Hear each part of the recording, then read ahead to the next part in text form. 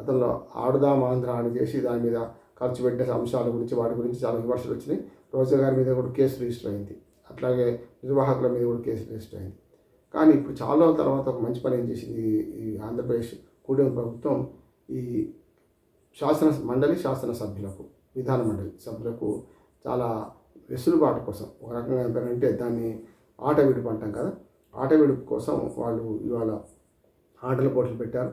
3 రోజులు జరుగుతాయి ఆటల పోటీలు. దీన్ని అయ్యన్న పాత్రుడు గారే దీన్ని ప్రారంభించారు. అలాగే ముఖ్యమంత్రి, ఉప ముఖ్యమంత్రి, డిప్యూటీ స్పీకర్లు వీళ్ళందరూ హాజరయ్యారు. ఈ 3 రోజుల కాలంలో పార్టీ అరమరికలు మాని చేద్దామని. విచిత్రం ఏంటంటే అక్కడ వన్ సైడే ఉన్నది. ఎట్లాగో వైసీపీ వాళ్ళు పాల్గొన్నారో లేదు తెలియదు కనుక వైసీపీ ఎమ్మెల్యేలు 11 మంది వాళ్ళ అసెంబ్లీకి హాజరు కావడం లేదు. హాజరైనా అట్లా హాజరు వేసుకొని వెళ్ళిపోతున్నారు నిరసన వ్యక్తం చేస్తూ. కనుక ఈ దశలో మొత్తం 164 మంది కూటమి సభ్యులు ఉన్నారు కనుక కూటమి సభ్యుల్లో వివిధ పార్టీలు కనపడతాయి. మనకు పసుపచ్చ తెలుగుదేశం పార్టీ, అట్లాగే మనకు కాషాయ రంగేమో బీజేపీ పార్టీ, ఇటు పక్కన జనసేన మనకు జాజు రంగు జనసేన పార్టీ. ఇవన్నీ చూస్తే పార్టీలు వేరు కానీ ఎజెండా ఒక్కరిదే, అంతా ఒకటే కనుక అరమరికలు లేకుండా ఆడుకుంటారని, అట్లాగే స్పోర్టివ్ స్పిరిట్ను రాజకీయాల్లో మాటలు కూడా విడుచుకుంటున్నారు. వాళ్ళ మధ్య వాళ్ళే కూటమి ప్రభుత్వంలో కూడా కూటమి వాళ్ళు గతంలో పరస్పర విమర్శలు చేసుకునే సందర్భం చూశాం. డిప్యూటీ మినిస్టర్ లోకేష్కి వాళ్ళంటే ఏం మాట్లాడారు వీళ్ళనేది. అట్లానే అంతకుముందు పవన్ కళ్యాణ్ హోమ్ మినిస్టర్ విమర్శించడం, అట్లాగే తిరుపతి లడ్డు గురించి రకరకాల మాట్లాడుకోవడం, అధికారులు మాట వినడం లేదని మాట్లాడడం చూసినాం కనుక అవన్నీ రాజకీయ మాటల తోటాలు. అవన్నీ మరిచి ఇవాళ ఆటలు ఆడే క్రమంలో అందరూ కూడా స్పోర్టివ్ స్పిరిట్తో ఆడుతున్నారు కూడా. ఇది మంచిది అంటున్నాను. అంటే కేవలం చర్చలకు పరిమితం అయ్యే అసెంబ్లీ మాటల తోటాలు కాకుండా ఒక ప్రజోపకరమైన చట్టాలు చేయడానికి మంచి చర్చ జరగాల్సిన అసెంబ్లీలు, పార్లమెంట్లు ఏమో చట్టసభలు ఒక చేపల మార్కెట్లకు మారిపోతున్నాయి. ఈ మాట అంటే కూడా సభ హక్కుల తీర్మానం పెట్టే అవకాశం ఉంది. అందుకని ఏమంటారంటే వాళ్ళ ప్రజలందరికీ తెలుస్తుంది కదా, చేపల మార్కెట్ మున్సిపాలిటీలా అంటున్నాం కానీ మున్సిపాలిటీని అవమానించినట్టే చేపల మార్కెట్ని అవమానించినట్టే వరకు చెప్పాలంటే.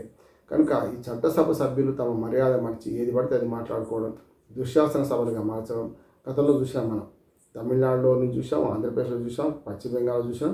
పెద్దల సభలో గద్దల సభ మారిన సందర్భం కూడా రాజ్యసభ సభ్యులు సాక్షిగా బెంచీలెక్కి కాగితాలు చించేసిన సంగతి కూడా చూసాం. కనుక చట్టసభల్లో క్రమశిక్షణ రాహిత్యాన్ని చూస్తున్నాం.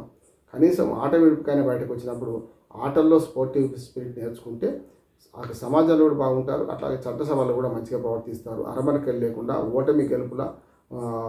ఓటమి కుంగిపోకుండా గెలుపుకు పెద్ద ఎత్తున ఆరాటపడకుండా సంబరపడకుండా ఉంటారని ఆశిస్తూ ఈ స్పోర్ట్స్, అట్లాగే మరి అరకు కాఫీ ఆస్వాదిస్తూ స్పోర్ట్స్ నిర్వహిస్తున్న ఆంధ్రప్రదేశ్ రాష్ట్ర ప్రభుత్వానికి, ముఖ్యంగా శాసనసభ్యులందరికీ వాళ్ళకు ఓన్లీ ఆటలే కాదు పాటలు, సాంస్కృతిక కార్యకలాపాలు కూడా పెట్టారు.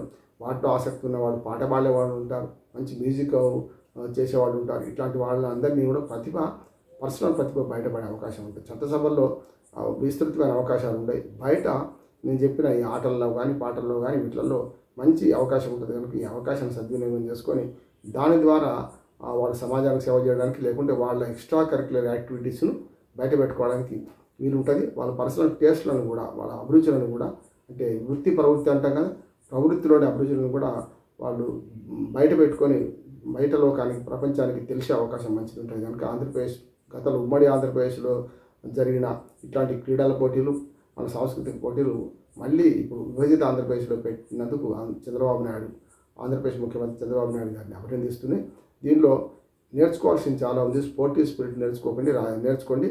రాజకీయాల్లో మాటలు తూటాలు విడుచుకోకండి, వ్యక్తిత్వ హననాలు చేసుకోకండి, వ్యక్తిని విమర్శించకండి, వ్యక్తిని టార్గెట్ చేసుకుని మాట్లాడకండి అని విజ్ఞప్తి చేస్తూ మంచి రాజకీయాలు కావాలి, మంచి ఆటలకు సాంస్కృతిక కార్యకలాపాలు కావాలి. కనుక రాజకీయాలు లేకుంటే ఆ దేశంలో ఉన్న సాంస్కృతికంగా ఉండే వెసులుబాటు, సామాజికంగా వెసులుబాటు, ఈ రెండే మాత్రమే మొత్తం ఆయా సమాజంలో విశ్లేషించడానికి తోడ్పడతాయి. కనుక ఆటలు, రాజకీయాలు ఈ రెండింటిని కూడా విశ్లేషించుకొని మంచి వైపు పోవాలని శాసనసభ్యులందరికీ మరొకసారి విజ్ఞప్తి చేస్తూ ముగిస్తున్నాను. నమస్కారం.